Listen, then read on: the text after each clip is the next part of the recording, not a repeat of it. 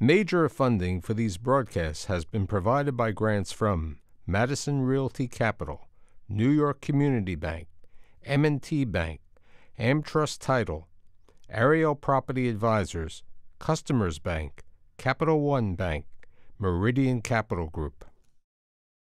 Additional funding has been provided by grants from AVR Realty Company, Bank of America Merrill Lynch, Briarwood Organization, CBRE, Citizens Bank, Colliers International NYC, Collins Building Services, CPEX Real Estate Services, Douglaston Development Levine Builders, Flushing Bank, Friedman LLP, Handler Real Estate Organization Handro Properties, Hodges Ward Elliott INC, Investors Bank, James D. Kuhn Real Estate Institute at Syracuse University, John Castamatidis Red Apple Group, Kilroy Architectural Windows, Matone Group, Mercantile Bank, Newmark Knight Frank, Optimum Window Manufacturing Corp., People's United Bank, Rockefeller Group, Rosewood Realty Group, SJP Properties, Stonehenge NYC, TD Bank, Terra CRG, the Merengoff Family Foundation, the Moynihan Organization, Moynihan Capital Partners, and these friends.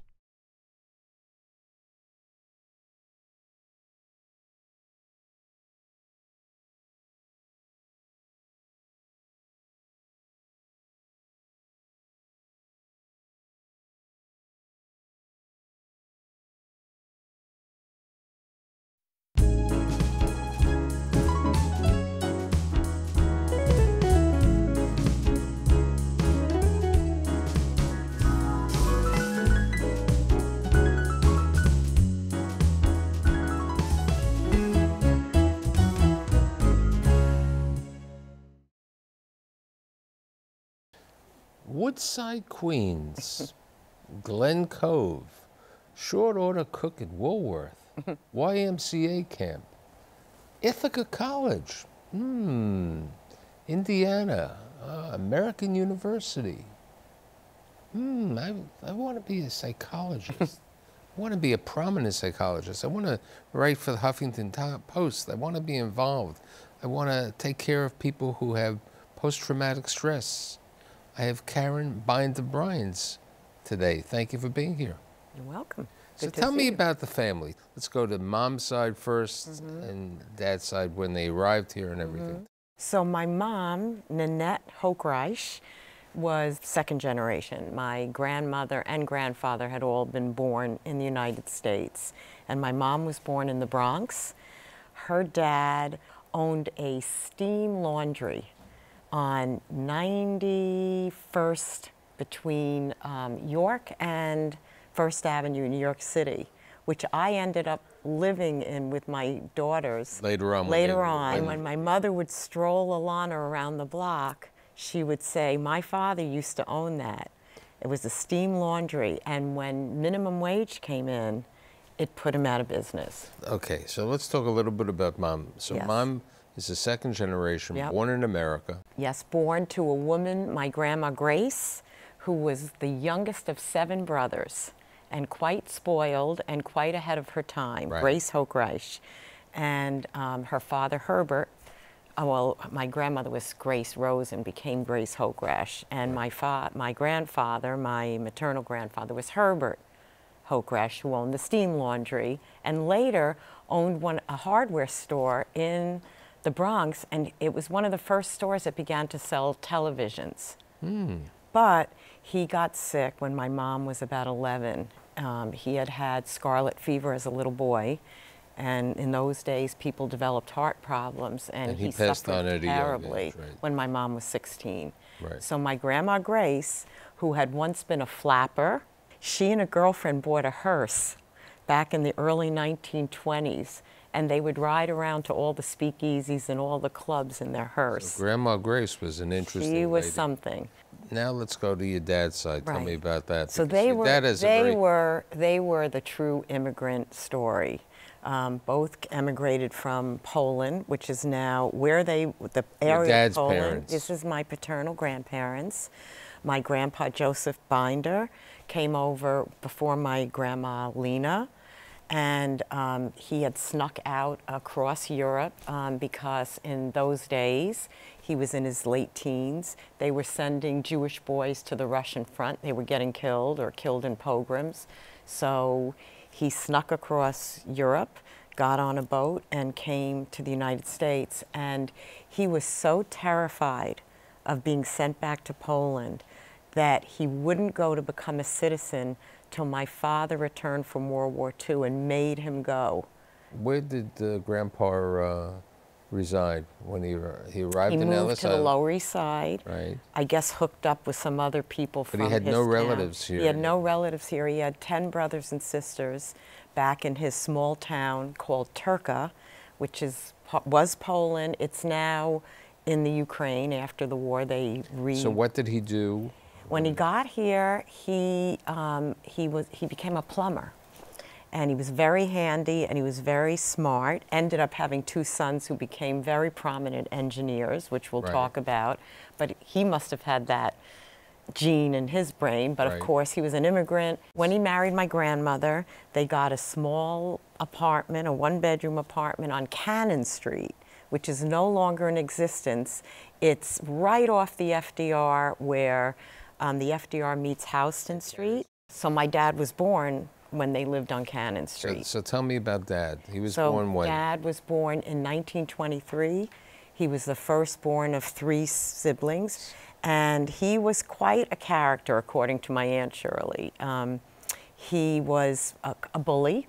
He fought his way up through the Lower East Side. He became the sergeant at arms at Seward Park High School. He was also one of the brightest kids in the class. He won every math award in high school and junior high school. And but when he enlisted, right? When he was 17, he enlisted in the military. Yep, World War II. He shipped out from the Lower East Side. I think I gave you a picture of him in his uniform standing in front of a playground, ready to go. He was 17 at this time, He was 17. Right. And he ended up going to boot camp, and then he got shipped over to Europe. And he served in England, France, Germany, and he ended up in the Philippines when the European War ended. And then we have a picture of him in the Philippines holding a Japanese flag. And then we also have, which is interesting, his discharge papers. Yes, we do. Okay. Honorably discharged. He was in the Army Engineer Corps. He was a sergeant, and he was responsible for fixing generators and dismantling mines. So he came back, I believe, in February of 1946, okay? Tell me about Mom. My mom graduated Hunter College, and while she was in Hunter College, she worked at Bloomingdale's, you know, as a salesperson. And after college, she became a social worker, and what she did was she worked at Dyckman Housing up in the Bronx in Inwood, I guess, upper Manhattan. And she was responsible for finding out what troubles families were having if they couldn't pay their rent. So how did Mom meet Dad? Okay, so Dad, now out of the military, first went to University of Cincinnati for 6 months, then came to City College, where we are today. Right. And he became an engineer. And his first job was working for Dyckman Housing as the resident engineer to fix things. So he would be wandering around the project, dressed not that well, and my mother would be in the main office, and Eddie, the security guard at Dyckman Housing, was trying to fix them up. My mother thought she thought he was beneath him. She didn't know what he was doing there because he was never dressed well. And then she realized he was the engineer. Then she found out he was the engineer, and then she went out on a date with him, and 6 months later they got married. So when did they get married? I believe it was around 1952. Okay. And Dad's working at the Dyckman Housing. He's now working at Dyckman, but soon to leave. And he went to work for a company and a man named Martin Jarko. The company was called Jarko Brothers. Right, it was in Queens. Long Island City. Long Island City. Which is funny because Long Island City is now back in my life with my husband. And he worked hard. They did work for Fred Trump. They did lots of heating and air conditioning. Oh, I didn't mention, he became an HVAC specialist. Right, he was involved with some of the first buildings that had central air conditioning, yes, right? He was known for that. He was known for being one of the early engineers that was beginning to understand how to cool high-rise buildings with central air conditioning. So the young couple gets married, Yep. and they move to They Woodside. moved to Woodside, Queens, Right. in a one-bedroom apartment, that's where I was born in 1954. So it's 1954, you're living in Woodside, Queens. Yep. And then Dad subsequently says, you know, the great American life Yep. on the GI Bill Yep. is to buy a home. Yep. So how'd they decide on Glen So Cove? every week, he and my Uncle Wally Green, who lived in the same building, they had one car between the two of them. They would all pile in the car, Lee and Wally and my mom and dad, and they would go out to Long Island, which was now being developed. You know, Arthur Levitt was developing Levittown, Right. and they would go to different towns. And they happened upon Glen Cove, Long Island, and my Garvey's father, Point. near Garvey's Point, and my father fell in love. And the funny story about this is this was a development being built, so they could see the model, but they couldn't see the rest of the houses, and they saw the streets. And the street they picked their house on was called Henry Street. And my mother pulls the developer aside, and she says, literally, this is a true story, says to the developer, I just got this guy out of the Lower East Side. Can we change the name of the street from Henry Street to something else? And he changed it to Henry Drive. So I grew up on 15 Henry Drive. Let's talk about growing up in Henry Drive. It was wonderful. I mean, the 50s, everyone was the same age. Everybody moved in within a year period. There were 75 children on my street within a 4-year age range. So it was incredible. We were half a block from the Long Island Sound. We were up the street from a beautiful wooded area that's now, there's actually a Native American museum there now called the Garvey's Point Museum. And back in the 50s, you ran wild as kids. You know, it was idyllic. What did you do during the summers? In the summers, I worked. Once I got old enough, I babysat when I was a young teenager. But when I was a teenager, I worked at a Woolworths. Right. I was a short order cook with my friend Shari Bodie. Right. And then I also worked at a local camp, a YMCA camp, which was next door to the Russian embassy. And this was during the Cold War. And it was quite interesting because we used to shoot BB guns and bow and arrows, and we literally boarded the embassy. So when you were growing up, did you ever think of psychology? I mean... You know, I have to say, I was a very social, active girl. I was popular. I had lots of friends. Academics were not my thing growing up. And it was the 50s, you know, it was a public school. It was an okay school. I wouldn't say it was one of the best public schools out there. I wasn't very motivated till my senior year in high school. So how did you decide on Ithaca College? I had a crush on a guy named Johnny Weiss, and he had gone to Ithaca College 2 years before me. And so Ithaca was always in my head. So what did your parents say about Ithaca College? Well, we looked at all the state schools. We looked at, you know, Binghamton and Buffalo, and we looked at... Buffalo was too cold. Yeah, it was too cold, and Oneonta. And we got to Ithaca, and I just fell in love with it. And I guess I still had Johnny Weiss in my head. So let's talk about the years at Ithaca. It was the best I mean, besides the fact that you experience. worked at the Ramada Inn one year. Yeah. Right? I did. I was a cocktail waitress in okay. College Town up near Cornell's in the same town as Ithaca College. We had an amazing psych department. And to just go back, my senior in high school, I took a course in psychology, and that was it. The lights went on, and for the first time, I was really motivated about a subject. And so when I got to Ithaca and they said, what do you want to major in? I said, psychology. And I lucked into having an incredible undergraduate department where, unlike a big, big university like Cornell, the professors were very involved with the students. You weren't taught by teaching assistants. And I happened to be mentored by a man named Dr. Marty Rand. And about a month into college, he looked at me one day. I could cry saying this. And he said, "Do you realize your doctoral material?" And it changed my life. That was one of those moments that you hear about where your life changes.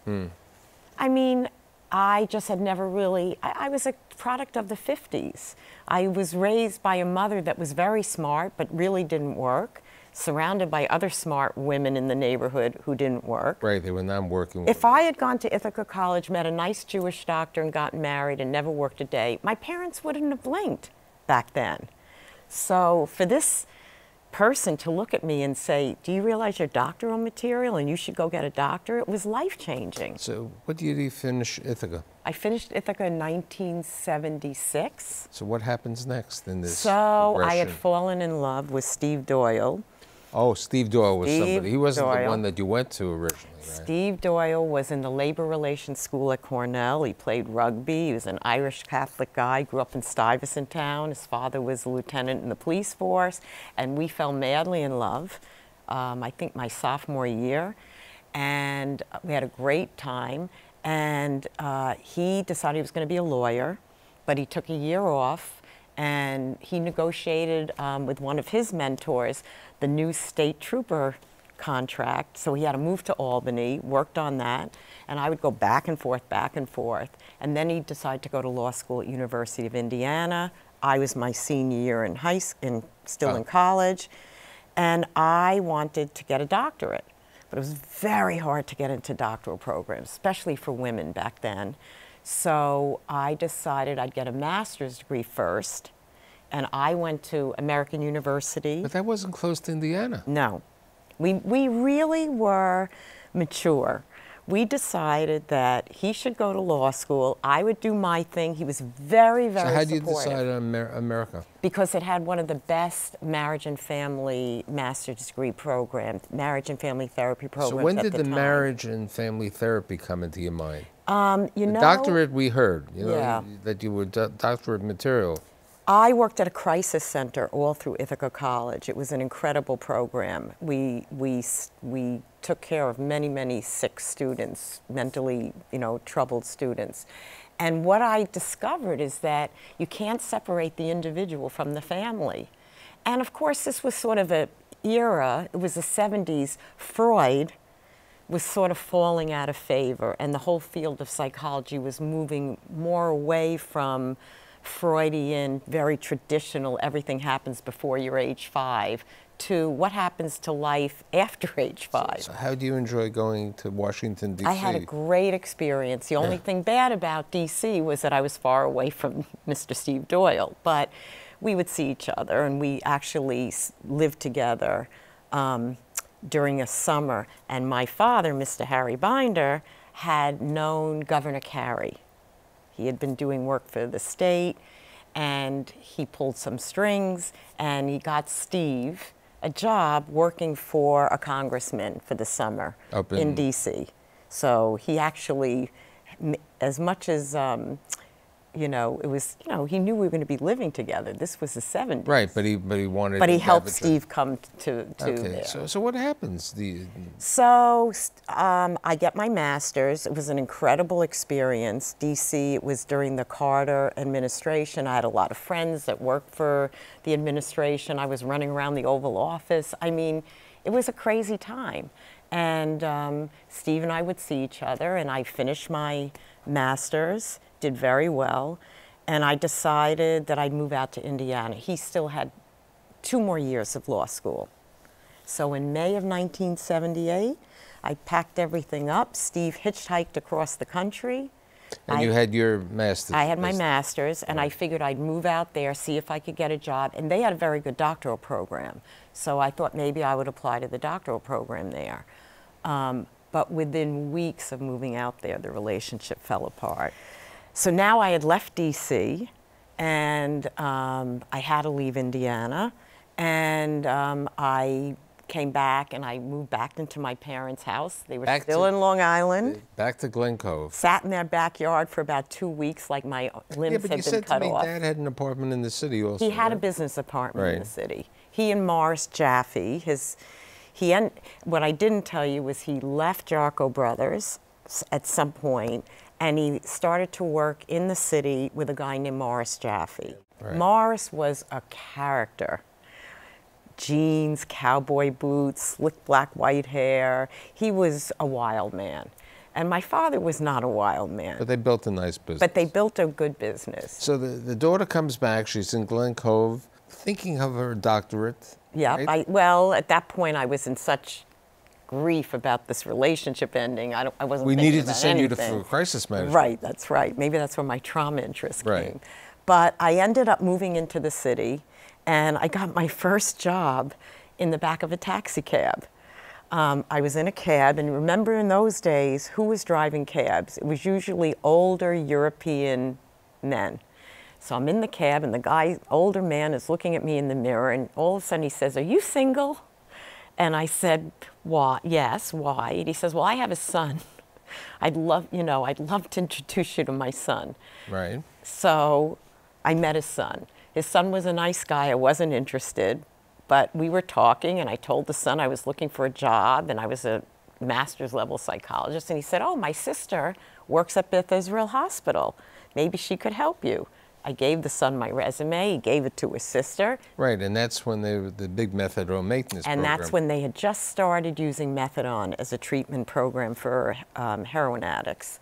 And I never saw this guy again, but I got a job at Beth Israel, working on 25th Street and 2nd Avenue. The clinics are still there today. And this was 1978. We were using methadone. We had caseloads. We had to make sure that our patients weren't abusing other drugs. We were handling their urines to make sure about that. And all of a sudden, patients started getting sick. Right. With so weird illnesses. So it was the AIDS. It was the beginning of the AIDS crisis. Right. So when do you start NYU? So, believe it or not, the people that staffed these 4 methadone clinics were all young, ambitious, budding psychologists like myself. And so I got caught up in the wave of that, and they were going to Columbia, they were going to NYU, they were going to Yeshiva, and I decided to apply to NYU. So you started in 1980 at NYU. I started in 1980 at NYU in the counseling psych program, PhD program, and that was the beginning of my career. How long do you stay at Beth Israel?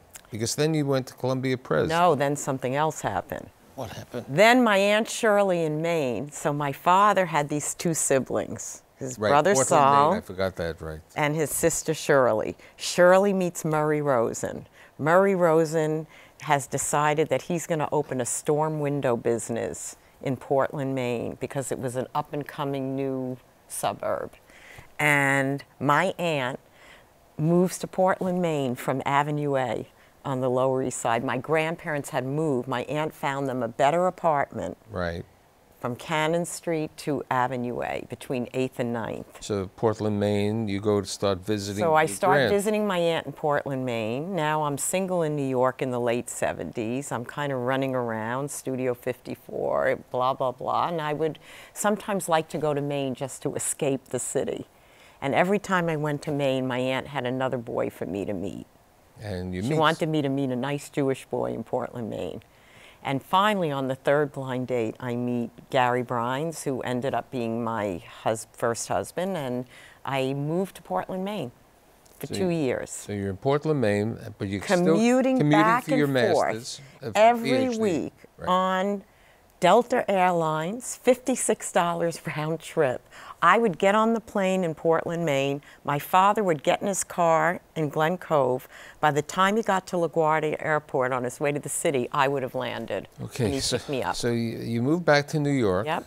You continue, then you get the job at So we Columbia. moved to New York because it got too hard for me to do the doctorate Right. long distance. And my ex-husband decided he would try living in New York. He had been in real estate in Portland. So we moved to New York into my father and Morris's business apartment on 62nd and York Avenue. And I continue my doctorate. My ex-husband goes to work. He was one of Barbara Corcoran's first brokers. And life continued. So when do you go out on your own? So I You know, the program I was in at NYU was a part-time program. It was designed for people who had already been working in the field that wanted to get a doctorate. So I kept working. I did my internship at Columbia University, New York State Psychiatric Institute. I did that from 1984 to 1985. I started writing my doctoral thesis, and then I had Alana, my first daughter, in 1986. Right. And I was working on my doctoral thesis, and in New York State, as in most states, after you get your PhD, you still have to have a certain amount of hours before you can take the licensing exam. So I was working at Washington Square Institute down on East 11th Street. And I was also working at another private clinic that was treating white-collar cocaine and drug users. When do you start the office on 79th Street? So I had a second child in 1990. I had been working at Mount Sinai. I was the clinical director of a program that was treating Holocaust survivors and their families. And I was finishing my dissertation. I passed. I took the licensing exam. Once I had the license, I started looking for office space. And your friend helped you fund it? No one helped me. No, she helped me fund it. She helped you fund it? Yes. And you found this office on 79th Street, right next to the coffee shop where a lot of celebrities go, including Mayor Bloomberg. Mayor Bloomberg. I saw him almost every morning for many years. So let's talk about what you did with Katrina and the trauma. Okay. So my doctoral dissertation was on the long-term effects of rape and incest on women. In 1980, post-traumatic stress disorder became a diagnosis, accepted diagnosis. I was sort of on the forefront of understanding PTSD, having done this dissertation. Then I got involved with post-traumatic stress in the Holocaust program. And so I was developing a reputation as a psychologist that was really understanding and treating the vicissitudes of trauma. And then 9/11 hits. 9/11, Katrina, and you've been involved with that. Talk to me about the girls and Paul. Okay. So while I'm doing all this, I'm a mother of two beautiful little girls that I am raising. I ended up getting a divorce when they were about 7 and 12. And then several years later, someone that I had known for many years, just through social circles, and actually Paul Newman, who was the CEO of Newman's Kitchen and caterer, it came time to bar mitzvah my younger daughter, and who was going to cater her bar mitzvah but my friend Paul. So tell me about the girls, their names, their husbands. So I have a daughter named Ilana. She's married to a young man in the building business, and his name is Brenton Shopman. Okay, that's one. Yep, and then Lily is going to be married to a lovely guy who works for Uber, and his name is Samson Walla. Right. And both my girls are entrepreneurs. No question. They're real entrepreneurs. And then Paul's son? Paul has a son named Max Newman, and he's got a lovely girlfriend named Chen, who is an emergency room doctor at Mount Sinai West, who's now working for Evercore Bank. He left Goldman Sachs, now at Evercore, and we're a great blended family. So, you know, it's interesting that the kid from Woodside, who really at the beginning didn't know what she was going to do, had a very interesting career, and I'm very happy that you joined me today. Well, thank you, Michael. Thank you.